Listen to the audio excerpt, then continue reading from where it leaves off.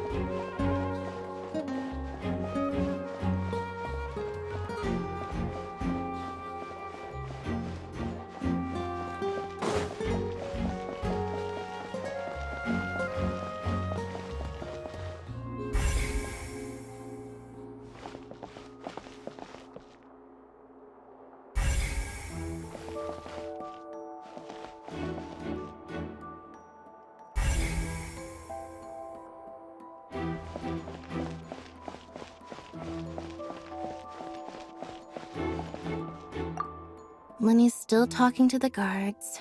It seems he'll have a lot of explaining to do. I think someone will be assigned to monitor us later, but that's alright.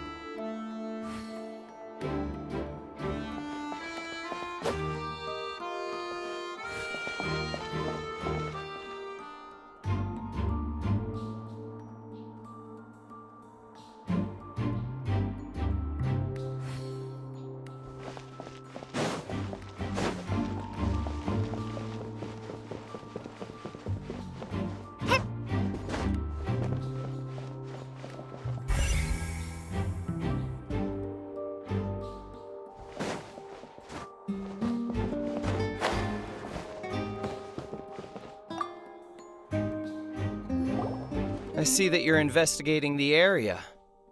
Well, it just so happens that I'm interested too. If you find any new and interesting leads, be sure to share them with me, all right? We don't have too many thoughts yet. Then why don't I tell you my hypothesis first? The way I see it. And I'll start it with that loud thud.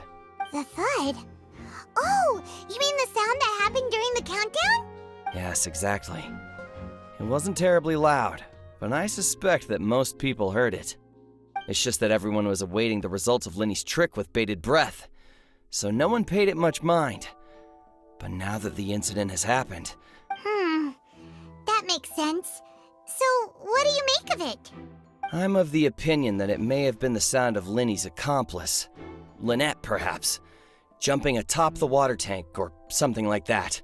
And when the pyrotechnics went off, she cut the rope, sending the water tank crashing down. But wasn't the noise we heard too loud for that? Perhaps the balance wasn't right, leading to a particularly rough landing. Oh, that's true. I suppose... That does remind Paimon, though. What was with that sound?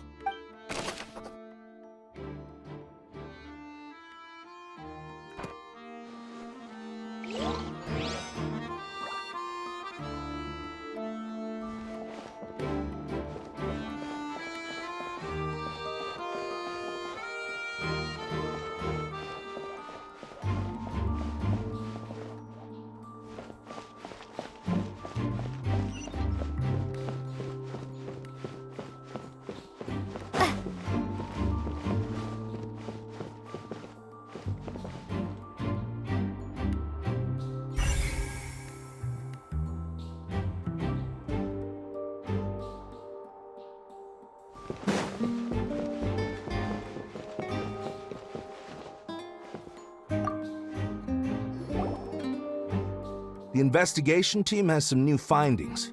Turns out there's an issue with the random number selector after all. See, I told you. What if the machine picked some big guy's seat? You think the murderer would have still made his move then? Sorry to interrupt, but we're helping Linny and Lynette with their side of the investigation. What were you saying about the number selector? There's something wrong with it? You're trying to help them?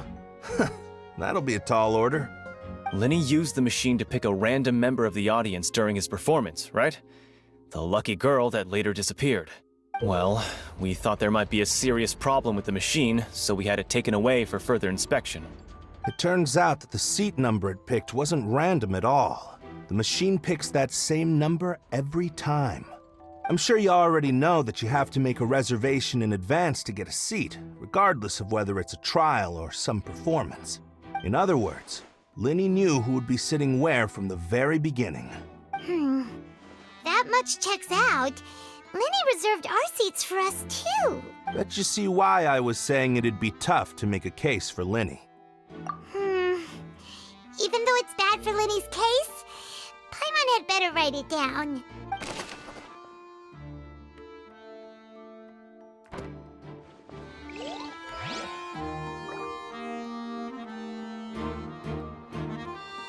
Linny's magic tricks were the stuff of legends, but the way he did this crime, he should have stuck to doing magic.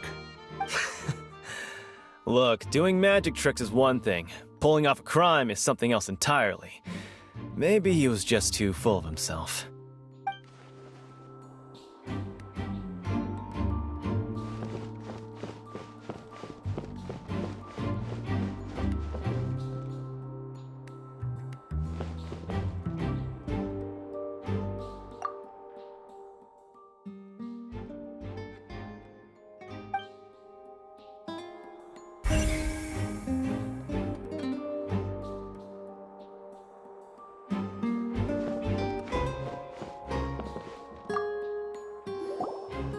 So this is the rope that broke and caused the water tank to fall. The rope looks pretty durable. How can it be burned through so quickly by fireworks? Why are you suddenly so serious, Traveler?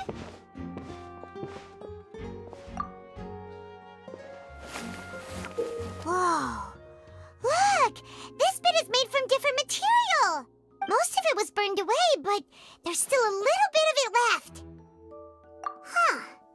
So if a rope meant to hold something was made with that kind of material in it, then that means... Wait! Paimon should write all this down! Let's take notes!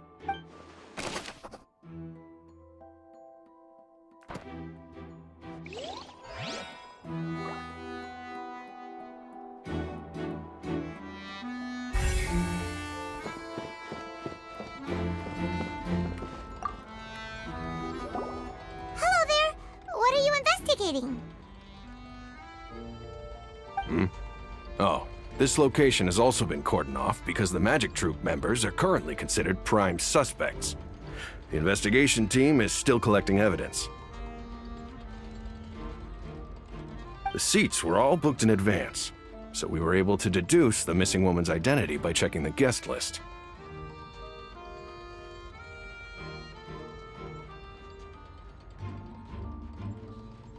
Sure, it's not like this is confidential information. We will publish it later anyway when we petition the public to help us find the missing person. Her name is Halsey. She's a painter from Fontaine who's made a bit of a name for herself. Apparently, she wasn't a regular at the Opera House, but she'd been feeling some pressure with her work lately, which made her decide to come see the magic show. The Magic Troupe members all claim not to know her. We have looked into her social connections. It seems that she has no personal grievances or conflicts of interest with the suspects.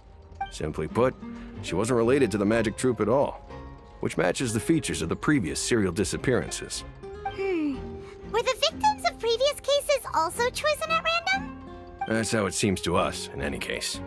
Apart from the fact that they were all young women of around the same age range, there really weren't any other connections between them. Okay then. No need to be so formal. If you do happen to see the missing girl, please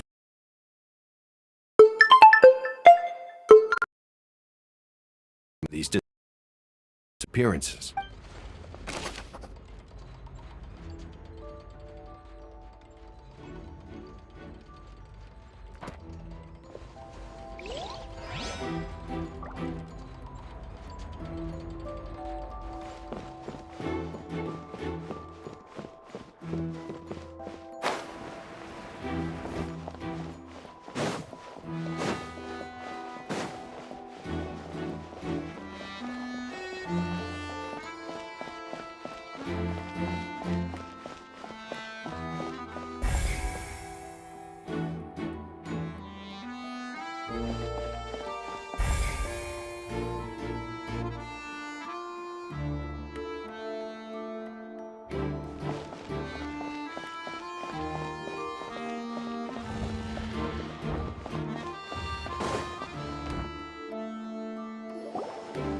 Hey, you!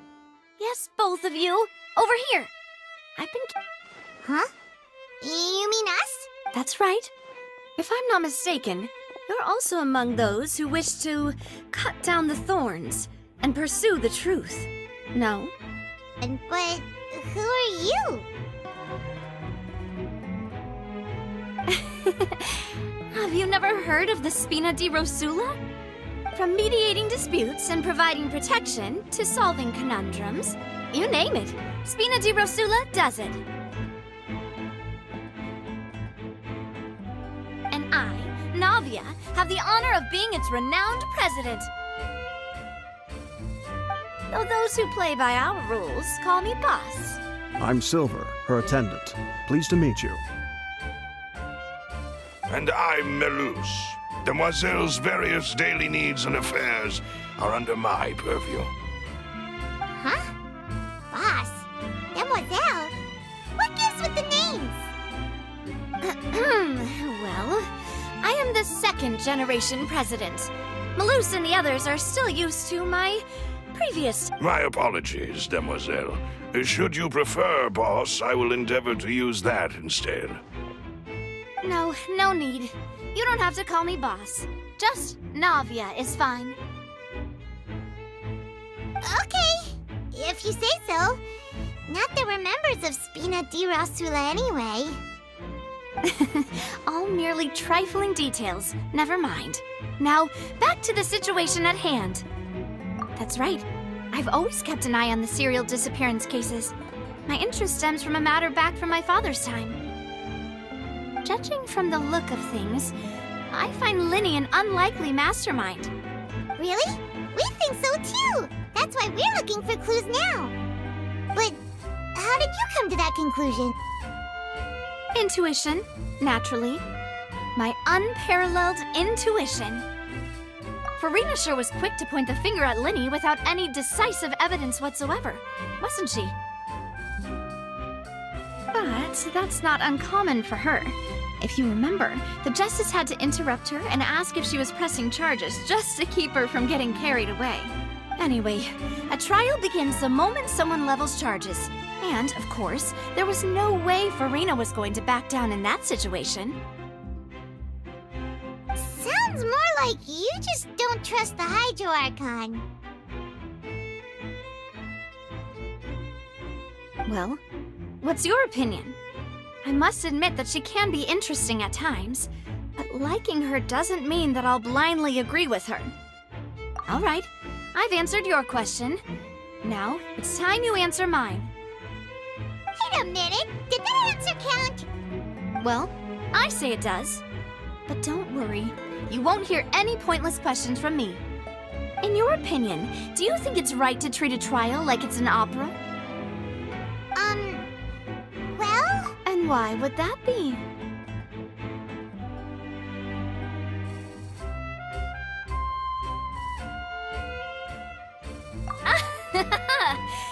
See, Silver and Melus? I told you they'd be different. Most astute of you, Demoiselle. I, too, think that the Traveler's response was most excellent. No matter how wonderful the script or how fervent the audience's expectations may be, the trials that go on stage here must be based in fact. And if that can be done, boss, then... All right, that's quite enough, Melus. Anyway, I like your answer. You passed with flying colors. Now, I need to make some preparations, following which our joint investigation shall commence. You two shall be my assistants. Wait! Since when did we become assistants? Oh, well, I can be the assistant, sure. Or your companion, if you like. I'm really not that fussy. That's more like it. Far be it from me to brag, but I believe that Demoiselle's intuition will be instrumental in uncovering the truth. You wish to save a friend from false accusations, and we wish to unravel the disappearances. In this sense, our goals are aligned. You have a point. Huh. You're quite the talker, aren't you, mister? And what about you over there? What do you think? You seem like you've got something on your mind. I have nothing to add. Oh, alrighty then. We'll be making some preparations first. Just be sure to let us know if they start revealing Lenny's tricks. Thanks!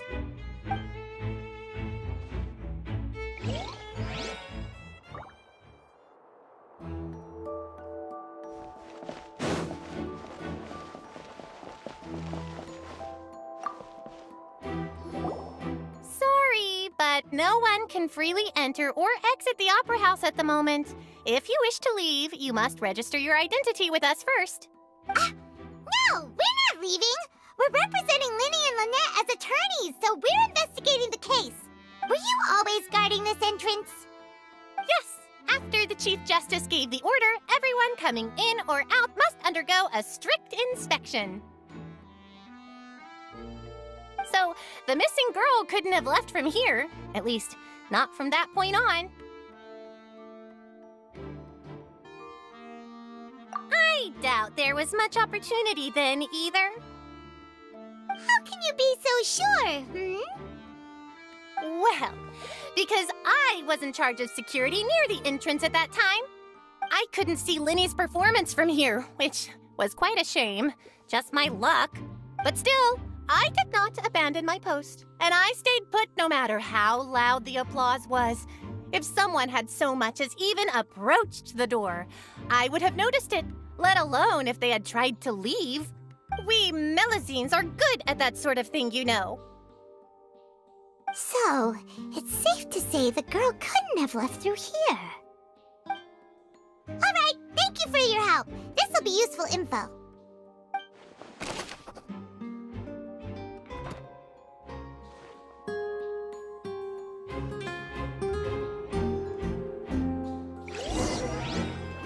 We've checked everything of note here at the performance venue.